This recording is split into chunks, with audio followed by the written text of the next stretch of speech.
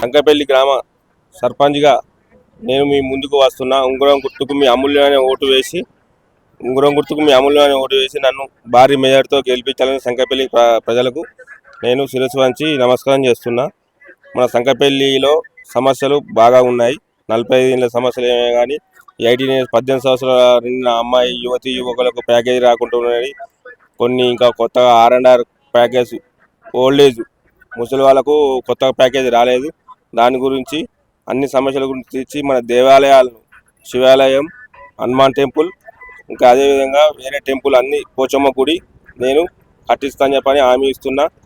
మన గ్రామ అభివృద్ధిని నేను భారతదేశంలో మొట్టమొదటి గ్రామంగా తీర్చిదిద్ది సంకపల్లిని నేను భారతదేశ చరిత్రలో సృష్టిస్తాను. నాకు ఓటేసి ఉంగరం గుర్తుకు ఓటేసి మీ అమూల్యమైన ఓటు ఉంగరం గుర్తుకు ఓటేసి 11 తారీఖు నన్ను అత్యధిక మెజార్టీతో గెలిపించినట్టయితే నేను భారతదేశంలో మన ప్రథమ గ్రామంగా నేను రూపొందిస్తానని చెప్పని హామీ ఇస్తున్నా. యువకులకు ఉపాధి కోసం కానీ మన యువత ఇప్పుడు మన పెండింగ్ సమస్యలు ఉన్నాయి కాబట్టి యువత అనేది బాగా ఉద్యోగాలు లేక ఉన్నది. ఉద్యోగ అవకాశం కల్పించడానికి నేను మంచి పరిశ్రమలతో ఇండస్ట్రియల్తో నాకు సంబంధాలు ఉన్నాయి. నేను ఆ ఇండస్ట్రియల్తో మాట్లాడి ఇక్కడ ఉపాధి కొరకు ఒక మనిషికి సగటున ఉపాధి కొరకనే నేను యువతకు ఉపాధి కల్పిస్తానని నాకు హామీ ఉంది.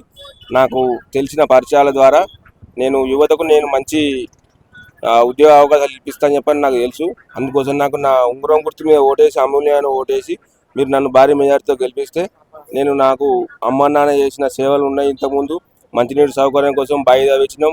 హనుమాన్ టెంపుల్, శివాలయం టెంపుల్ నుంచి ఇంకా శవాలు పోవద్దంటే మేము అప్పుడు ఖాళీ స్థలం ఇచ్చినాం. నేను కోఆపరేషన్గా 1,00,000 రూపాయలు నేను అప్పుడు డొనేషన్ చేసిన. పోచమ్మ గుడి తాత్కాలిక నిర్వహణ కోసం 10,000 రూపాయలు ఇచ్చిన. అదేవిధంగా అందరికీ హాస్పిటల్ ద్వారా ఎన్నో సౌకర్యాలు చేసిన. ఎవరికైనా మంచి చెడైతే నేను ఇంటి దగ్గర పోకుండా నేను రాత్రి అయినా ఫోన్ కాబట్టి నేను అందరికి సౌకర్యంతో ఉంటానని మీరు ఉంగరం గుర్తు ఓటేస్తే ఇంకా నేను అత్యధిక మెజారిటీతో నన్ను గెలిపిస్తే నేను ఇంకా పనులు ఉత్సాహంగా చేస్తానని చెప్పని కోరుకుంటూ నా ఉంగరం గుర్తు మీద ఓటేయాలని చెప్పని కోరుకుంటున్నాను సంకపల్లి గ్రామ ప్రజలకు.